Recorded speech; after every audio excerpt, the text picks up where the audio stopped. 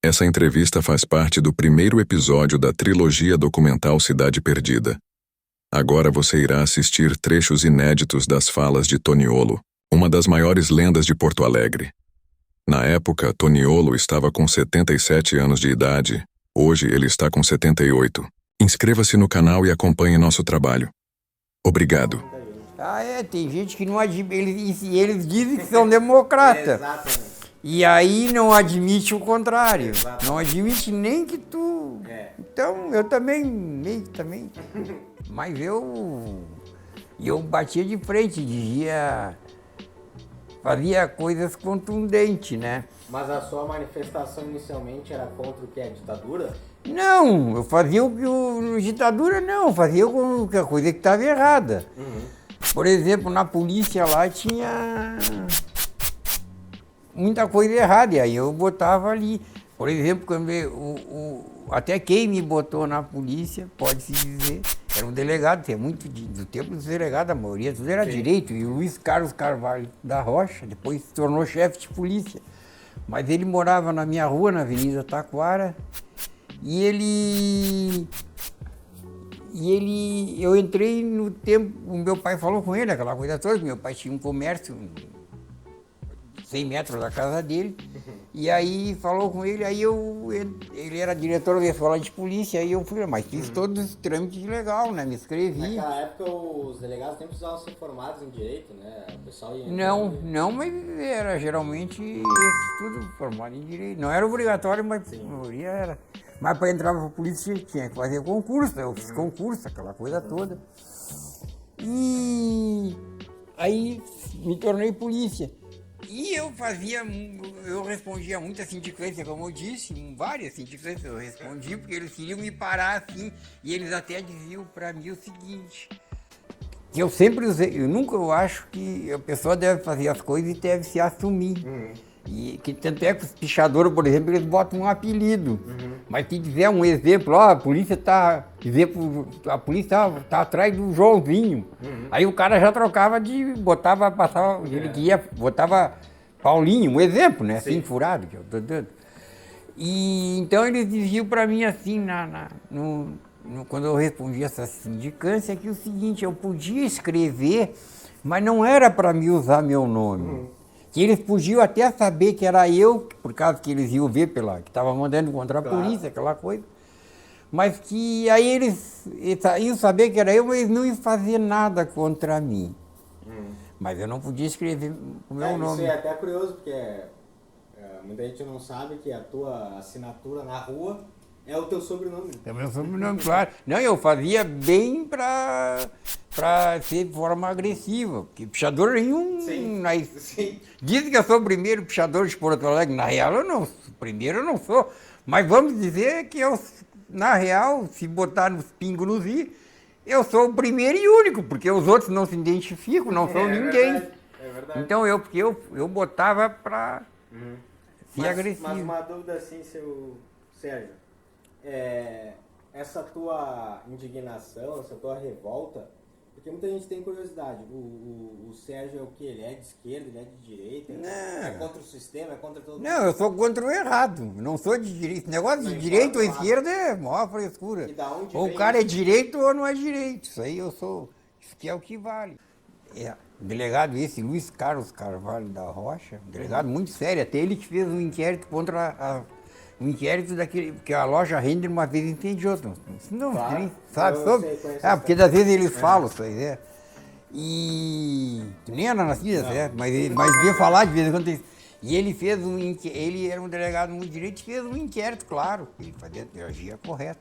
E fez um inquérito e indiciou a Renner como culpada do acidente, do incêndio. Mas no fim não deu nada, porque o poderoso sempre se...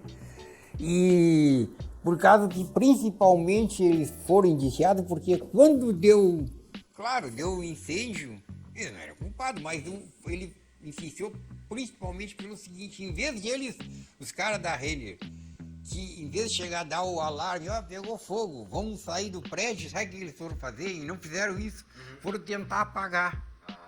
E foi no segundo andar, nas lojas, no departamento de tintas, que começou Até tu sabe que é irmã do Everaldo, claro, que atirou lá, várias pessoas que atiraram lá em cima, porque eu, né? E normalmente, se desse todo o dinheiro do mundo, a pessoa não ia ter atirado lá de cima, mas estava sendo queimado, um desespero total. Mas aí, quando eu critiquei o chefe de polícia, o Luiz Carlos Carvalho da Rocha, certo, ele pensou assim, isso é uma coisa que eu penso, né, muita coisa, e pela lógica, ele pensou assim, pô, eu vou aposentar ele, porque senão na manhã depois eles botam ele pra rua, arrumam um troço pra rua e botam ele pra rua. Aí eu fui, sem fazer exame, sem nada, já dado como louco e mandado pra rua. Que era, ó, entrega a arma, a carteira de polícia, essas coisas, né? E vai embora. E eles já tinham me botado na oitava, porque aquela vez que eu fiz o negócio, depois que eu voltei, que eu falei, mas não saiu reportagem, do Rômulo Ponticelli de Jorge, eles disseram assim, ó, que eles podiam me mandar para Coronel Bicaco, que é lá no confim do Rio Grande do Sul. Eles podem mandar, o cara é funcionário público, pode mandar por isso, mas eles me deram uma escolha, assim, tu vai trabalhar onde tu quiser, mas te acalma. Aí eu digo, oitavo então, que é do lado da minha casa ali, 200 metros da minha casa. Aí tava ali. Mas aí quando eu fiz essa contra o Luiz Carlos Carvalho da Rocha, que aí o Luiz Carlos Carvalho da Rocha que era o chefe de polícia nessa ocasião, não era mais Leone.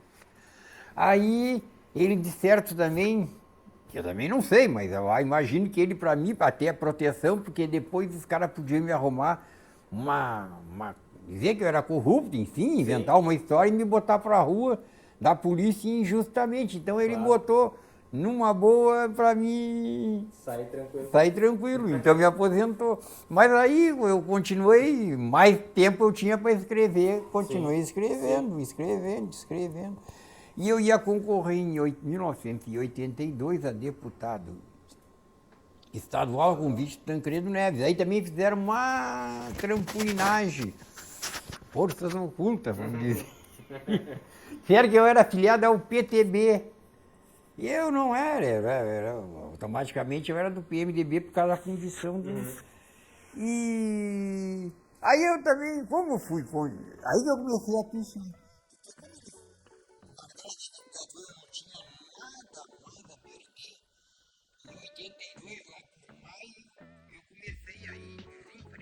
A pichar, eu botava de spray no chão, toniolo, e adesivo, eu comecei já em 82, que há 40 anos atrás, exato, 40 anos atrás, eu comecei a botar adesivo e pichar, porque eu não tinha nada mais a perder, senão até se eu fizesse uma assim agressiva, eles podiam embargar a minha candidatura, mas eu já não tinha mais nada a perder.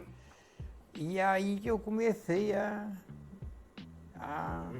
E as minhas crônicas também que eu fazia era assim, normalmente coisas que eu reivindicava que seria missão impossível, porque eu não... Nesse dia do Fantástico eles entrevistaram 3 pessoas que escreviam para jornais. Um foi o Afrânio Dutra, que ele era irmão, ele era moderador de Petrópolis, mas eu não conhecia pessoal. Porque o Tonho Croco, eu tive 7 anos, não sei se sabe, preso, sem culpa formada, estive encarcerado em asilo. Inicialmente eu fui para o manicômio judiciário, e depois fiquei em asilo, porque eu não tinha condenação, fiquei em espírita, primeiramente, depois no hospital espírita, depois em asilo. Eu fiquei 7 anos, fiquei de 2005, só agora, e até 2011. Então eu fiquei, esse meio tempo, eu fiquei encarcerado. E o Tonho Croco foi um dos que me ajudou. Porque o Tonho Croco, quando deu esse problema com ele, foi em 2010, lá por 2010. E esse protesto a favor dele foi em 2011, na época que eu estava de saída já. E aí, ele foi porque ele ficou conhecendo os caras... Pô, fugiu o nome do deputado que botou o processo contra ele. E depois aí, como ele um levante bem grande, a Até inclusive aquela música, o Tonho Croco, quando ele aparece cantando a música essa, tá um nome bem grande atrás, ali foi na sala dele que foi gravado. Mas por que o senhor foi preso? Por causa que eles tinham 10 mil motivos. Porque é o seguinte, eu fui interditado e eu fui interditado aí porque a justiça eu mandava contra a justiça também, né? E eu fui interditado e a justiça me cortou meu ordenado, aí tinha um curador. Aí eu fiquei 9 meses sem pegar um dinheiro dele, meu pai era vivo, a minha mãe, ficava só vivendo as coisas do meu pai e da minha mãe, mas eu só para comer e viver, não tinha dinheiro para nada. E aí o cara tem dinheiro, sabe, o cara fica mais brabinho. Um dos que batalhou para mim sair, porque um deles foi o Tonho Croco. Quem me ajudou mais, aquele negócio, o cara não esquece, que nem tu, o Garcia, o vereador, o professor Garcia e eu também fui 2, o Tonho Croco, que mais ajudou, e a Carla Jônior. A Carla Jônior, ela até hoje trabalha com eventos. E ela fez um evento da legalidade, viu falar na legalidade? Do Brizola, em 61, aquela coisa toda. E ela que fez o evento maior, que foi os 50 anos da legalidade, que foi em 2061 para 2011, né? Eles pediram explicação para eles, né? E aí no fim eu sei que aí eles, por causa que uma curadora era Beatriz Catarina Spielberg, a justiça nomeou e ela me deixava em asilo. Ela me botou primeiro no manicômio judiciário, mas eu não fiquei lá porque fiquei um dia lá, depois não fiquei mais, porque não tinha condenação. Aí o espírito, e ela me deixava sempre, deixou 7 anos em asilo e eu pagando aquela coisa toda. Então quer dizer que aí eu fui sair por causa do Tonho Croco, que me ajudou, e a Carla Jônior. E teve um outro evento, e os grafiteiros em geral. Mas o senhor acha a Dilma uma gata mesmo? Acho. Tô apaixonado por ela. É mesmo? Uma gata. Ela saía assaltar, tu sabe, né? Claro. Assaltante de banco, ela saía assaltar. Aí que o senhor se apaixonou. Aí me apaixonei. E o pessoal, todo mundo, a maioria achava que eu estava apaixonado por ela, que eu achava que era uma gata de beleza, né? Não, até ela não era tão feia, eu acho. Gatuno? É, gatuno, né? Então tem um... É, gato, uma gata, mas eu botei pra... Mas a maioria das pessoas achava que eu era apaixonado pela gata da Dilma. Era ao contrário. Não, e o PT, foi um dos que lutei tanto pela... Eu fui porque eu era fã do... Bom, eu e o Brasil todo, pelo PT, a gente... Todo o Brasil se levantou a favor do PT, e depois eu fiquei com mais raiva do PT, porque os outros, né? E o PT que a gente...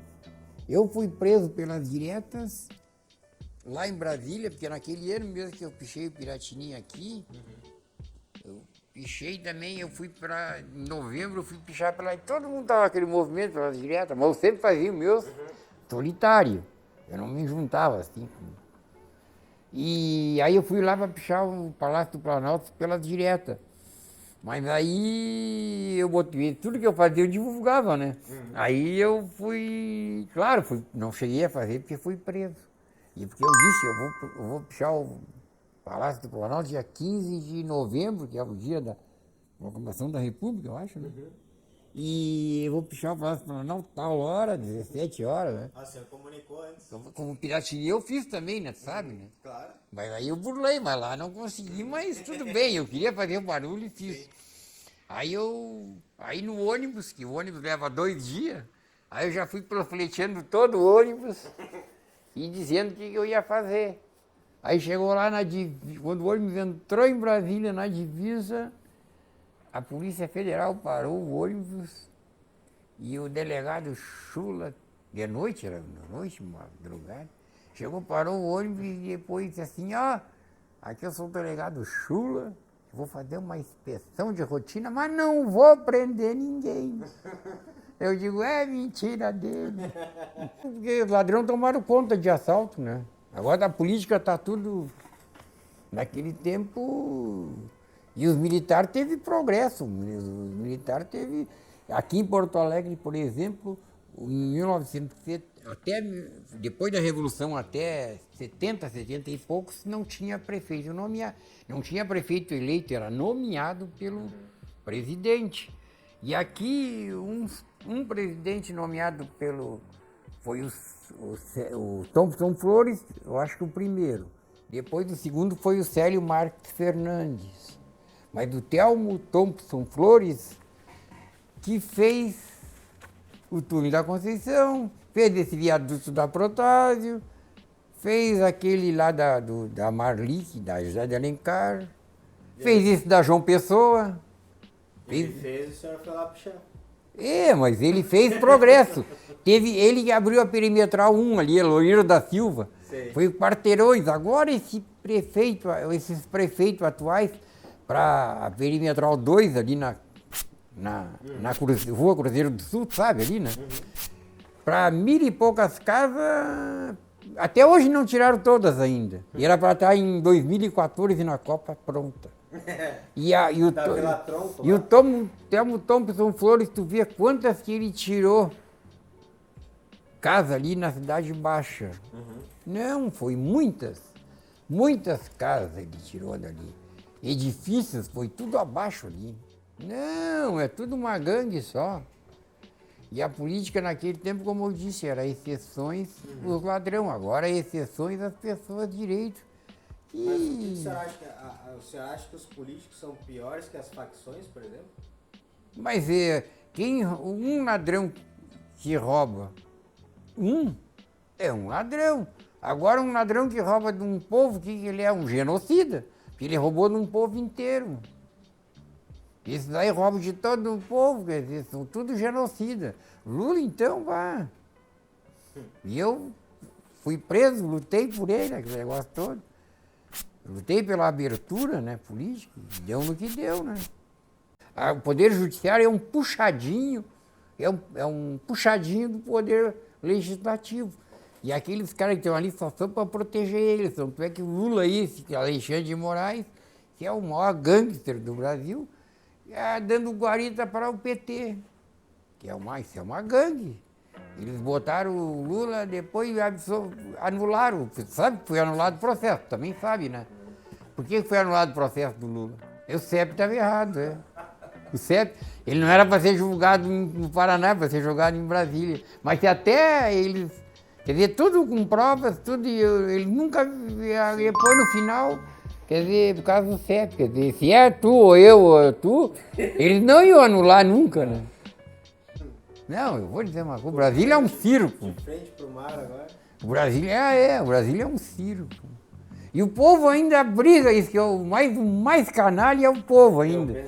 Dos dois lados, Se não é por um genocida, é por outro. Porque quem rouba do povo é genocida. Sim. E o povo não é... E se não fosse um povo esclarecido, se não tivesse na imprensa... Sim. A imprensa noticia tudo. Sim. Claro, tudo... Mas a maioria dos casos. E está sabendo e eles não assimilam, aí não convence. Tem gente que tu vai dizer para o pessoal do PT, não, Lula não roubou nada. É o homem mais honesto do Brasil. Não, isso aí também não adianta nada. Esse povo é... É cansativo, né? É muito alienado, né? Muito pateta. Até eu fiz isso aí, o pateta vota em Pinóquio, quer dizer, quem vota nesse Pinóquio é porque é pateta, né? Sim. Aí eu vejo as redes sociais, uns aí, se eu digo que sou contra o Bolsonaro, eles dizem que eu sou Lula. O povo é sempre assim, se tu diz e qualquer coisa que tu fala, ele não tem nada a ver, não tem nada a ver com política, tu fala, ele diz, tu é Bolsonaro, tu é Lula, mas não falou nada com nada a ver com isso, ele já te intitula sempre. Colocar numa caixinha. Te botar. É bem assim? Tu fala uma coisa, eles entendem isso, as redes sociais é imbecilidade total. Mas aí o povo gosta. Antigamente, o povo era distraído com carnaval e futebol. E agora, só as redes sociais não precisa mais nada. Não precisa nem carnaval. Não precisa nem carnaval, nem futebol. Ali é imbecil, deram voz aos imbecis e pá. Concordo com o senhor. E o pateta vota no Pinóquio, né? Óbvio. E é muito alienado esse povo.